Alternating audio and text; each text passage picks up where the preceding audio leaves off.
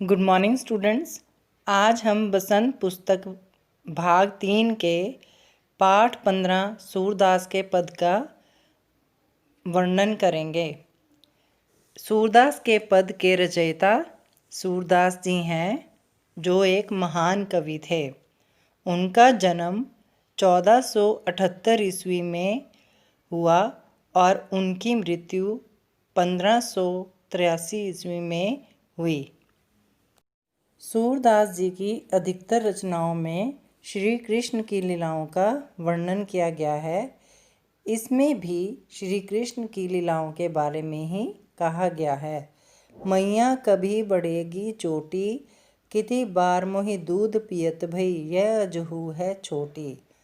सूरदास जी कहते हैं कि श्री कृष्ण अपनी माँ यशोदा से पूछ रहे हैं कि मेरी ये चोटी कब बढ़ेगी, कि तुम मुझे दूध पीने के लिए दिन में कितनी बार देती हो, लेकिन फिर भी मेरी ये चोटी छोटी की छोटी ही है।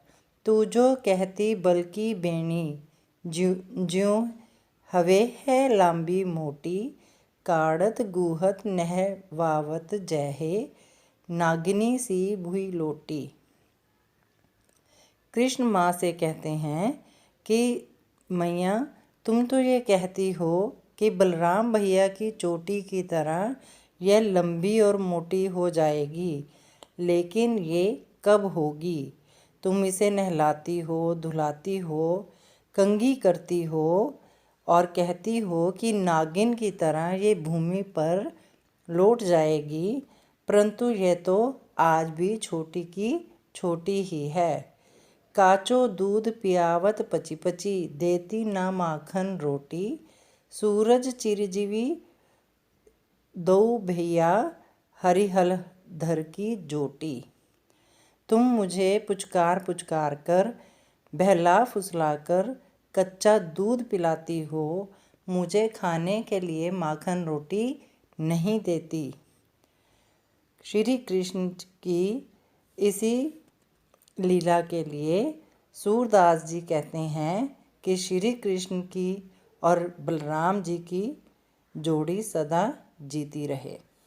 तेरे लाल मेरो माखन खायो, दोपहर दिवस जानी घर सुनो ढूंढी, ढंढोरी आप ही आयो। इस पद में ग्वालन श्री कृष्ण की शिकायत लेकर यशोदा माँ के पास आई है और वह यशोदा माँ को कहती है कि तेरे बेटे ने मेरे घर का माखन चुराकर खाया है। दिन दोपहरी में घर सूना पाकर तेरा बेटा मक्खन ढूंढने के लिए घर में घुस गया। खोली किवाड़ी बैठी मंदिर में, दूध दही सब सखनी बन खवायो, उखल चढ़ी सींके को लीन्हो, अनभावत भुई में ढरकायो। कि घर में मंदिर के किवाड़ खोलकर उसने अपने साथियों के साथ मिलकर सारा दूध दही खा पी लिया है। श्री कृष्ण ने घाट पर चढ़कर सींके से दूध मक्खन निकालकर कुछ तो खा लिया और कुछ इधर उधर बिखेर दिया। दिन प्रतिदिन हानि होती गोरस की, यह ठोटा कोणे ढंग लायो, सूर श्याम को हटकी न राखे, नहीं पूत अनोखो जायो। कि उसके इस तरह खाने बिखेरने से गोरस यानी दूध और मक्खन का नुकसान होता है। उसके खाने का ये ढंग अच्छा नहीं।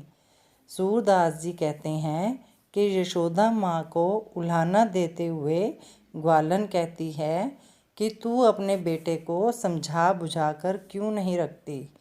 क्या इस संसार में केवल तूने ही ऐसा अनोखा बेटा जन्मा है? इन दोनों पदों में पहले पद में श्री कृष्ण अपनी चोटी के बढ़ने के बारे में बात कर रहे हैं और दूसरे पद में ग्वालन श्री कृष्ण की माखन चुराने की शिकायत करने आई है। तो बच्चों, इन दोनों पदों को ध्यान से पढ़कर इन्हें समझने की पूरी कोशिश करो। धन्यवाद।